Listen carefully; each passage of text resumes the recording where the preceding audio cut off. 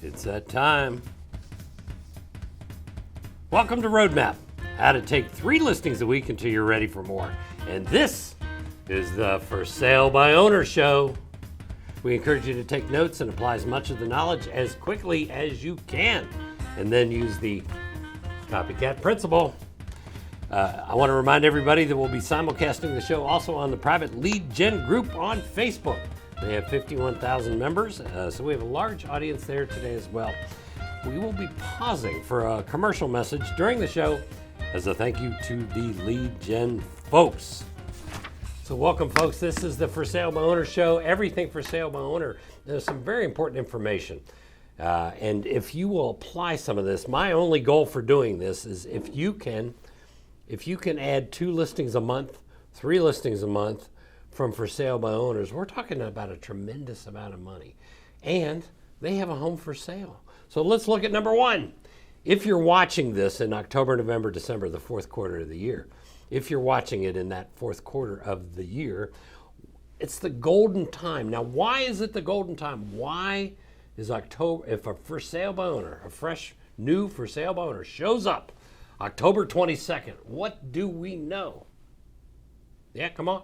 Yes, we know, number 1, they have to sell.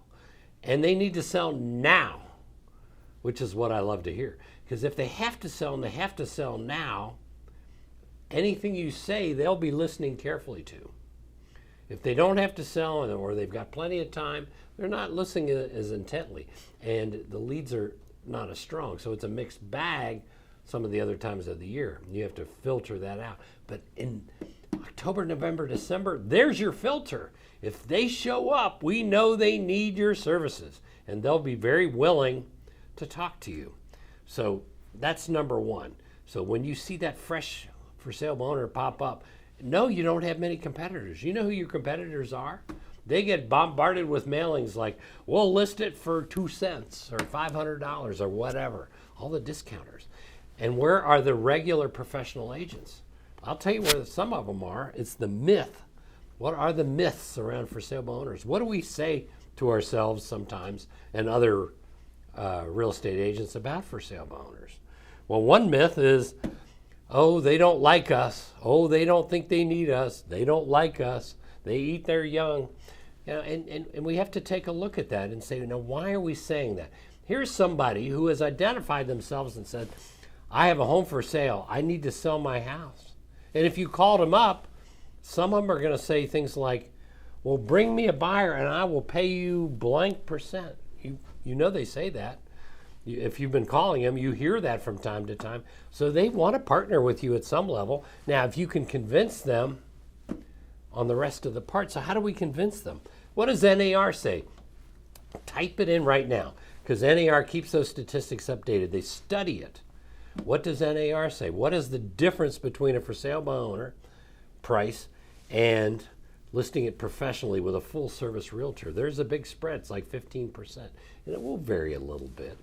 And it will vary based on whether they have a great agent, a discount agent, or no agent.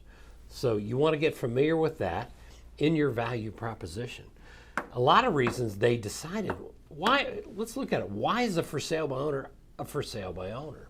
Well, For Sale by Owner, often they don't know a great agent. They know a couple agents. Well, there's Larry who works at the firehouse and he also sells real estate. No, I'm not going to do that.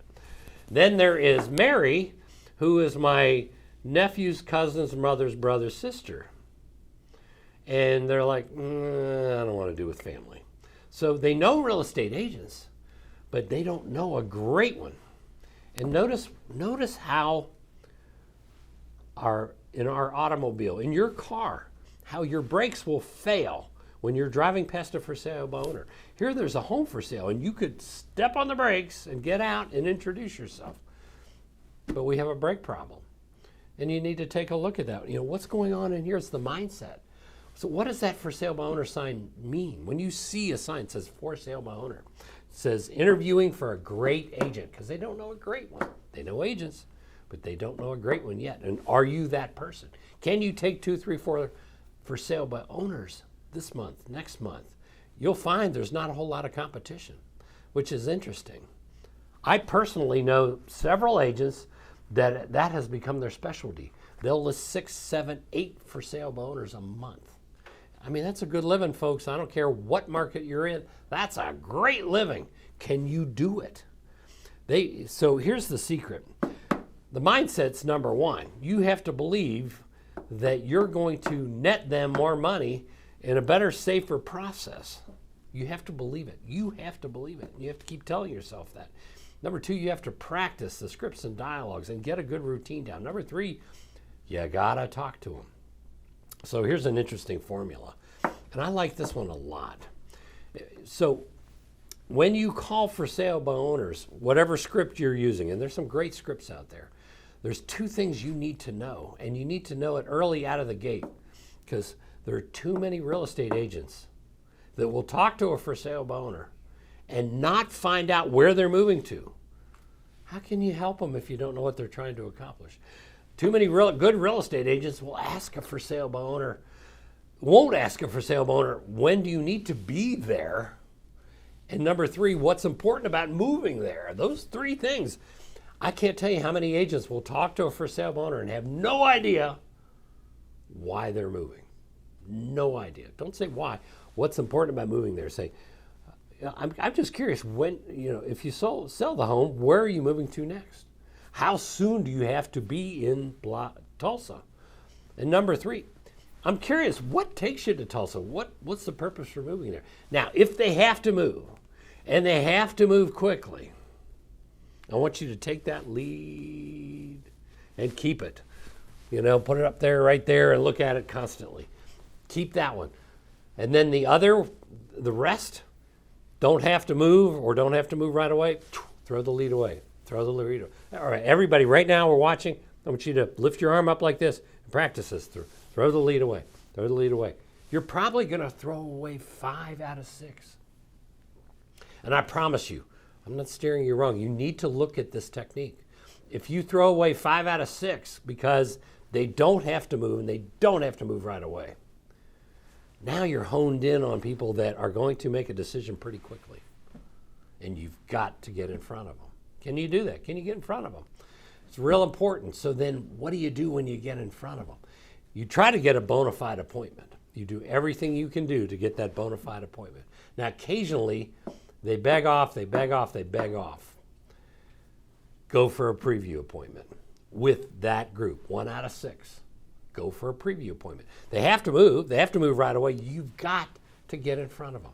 Now, I'm going to give you an interesting technique on how to get in front of them, sit down with them, and then list it while you're there. Okay, so let's role play it, folks. Okay, so you're the for sale by owner, and just say, Mrs.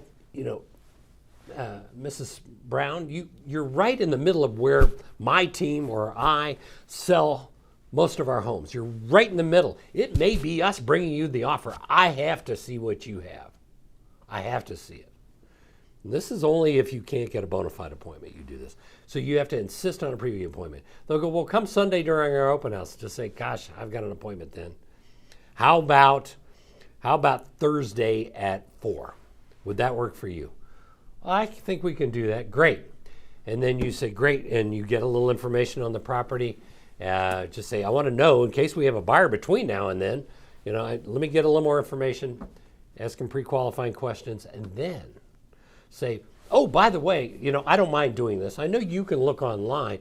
Would you like to see what we see as real estate agents on competing properties, how we view that? And I can print that out, bring it along with me. Would you like that? Sure, love that, okay? Now you're going to need to ask that question twice, okay? So then when you get to the house, you look at the property, you build rapport, you have a conversation with them, and make sure they know you want to apply for the job of selling the home. And then say, oh, by the way, you said you'd like to see some of the homes you're competing with through the eyes of what we see. I brought that with me. Would you like to look at that now? Okay, now you're looking at comparables, okay? Active and sold, active and pending and sold. You're looking at the comparables with them. And then I want you to, because if you don't get that permission ahead and you just try to do comparables, they're going to get angry. But if you ask permission once and then you ask permission the second time and now you're looking at them, See how that works? You've gotten their agreement to look at those comparables. And then finish up with, Mr. Seller, Mrs. Seller, what would happen if? What would happen if you hire our team, we put out a big campaign, it's under contract 2 or 3 weeks, you close in 6 weeks from now, and net a lot more than you're trying to get right now. How does that sound? This works, folks. This works. Now you're going to have to practice. And you have to get in front of a lot of for sale by owners. Call them again, and you may need to go to some doors. Because what's interesting is a lot of times they don't answer their phone, which is strange, but that's the way that goes. Let's look at some rules. If you're a for sale by owner, let's look at some rules. Never, ever, ever make a for sale by owner wrong. Because if you make them wrong, you're never going to win. Never make them wrong. In fact, here's a good line. If it gets a little testy, because sometimes, they're like, are you a realtor? You want to identify yourself early on so they don't get hostile with you. Just so if it gets a little hostile, here's the line. Write this down. Write this down exactly. And I want you to underline one word in it. I respect the fact that you want to try to sell it on your own. I respect the fact that you want to try, underline try, to sell it on your own. Don't leave out that word. I respect the fact that you want to try to sell it on your own. Okay? They're like, oh, you do? Okay. Now we can continue our conversation because they think you don't respect that and that you're making them wrong. So that's a key phrase. Print it out in big letters and post it in your prospecting area. Oh, you don't have a prospecting area. Okay, that's a different show. Okay. Here's a second script. If they're getting a lot of agent calls, and believe me, they're not. But if they are, because there's some hot areas in the world, and it happens. Here's the line. Here's the script. The primary purpose of my call is not about the listing, but to see if you've purchased your next home yet. The primary purpose of my call is not about the listing, but to see if you purchased your next home yet. Now, they're going to tell you the story, and then you can say, well, when will you be interviewing agents again? It's a handy one if they're getting a lot of calls, okay? If they're getting a lot of calls. These are some good techniques. I think they're going to help you quite a bit, and try them out. Take them around the block. See what you can do. There's a lot of money in this business. Folks, you know what? Someone was talking to me the other day.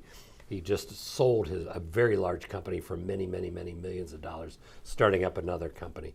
And he was talking about perseverance and persistence. The person that wants to make $1 million in this business, and this is a business you can make $1 million a year.